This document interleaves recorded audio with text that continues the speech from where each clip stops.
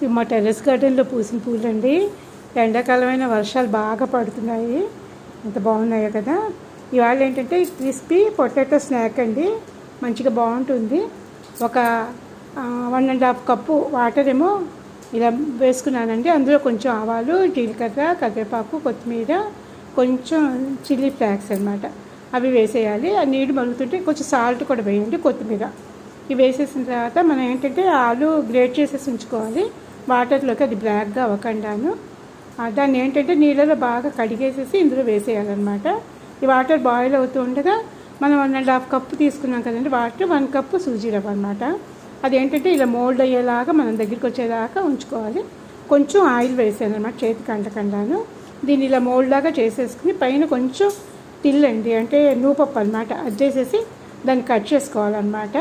ఏ షేప్లో కావాలంటే ఆ షేప్లో కట్ చేసుకోవచ్చండి, మన ఇష్టం. పిల్లలు ఉంటే కనుక వాళ్ళకి ఇష్టమైన షేప్లో కట్ చేసుకోమంటే వాళ్ళే చేసుకుంటారు. కట్ చేసుకున్న తర్వాత దీన్ని ఏంటంటే షాలో ఫ్రై చేసుకోవచ్చు, డీప్ ఫ్రై చేసుకోవచ్చు, లేకపోతే ఫ్రైయర్లో అయినా పెట్టుకోవచ్చు అండి. ఫ్రైయర్లో ఆయిల్ అస్సలు లేకుండా పెట్టుకోవచ్చు, లేకపోతే కొంచెం ఆయిల్ వేస్ట్ చేసుకోవచ్చు. నేను కొంచెం ఆయిల్ వేసే ఫ్రై చేస్తున్నానండి, వర్షాలు కదే అందుకని.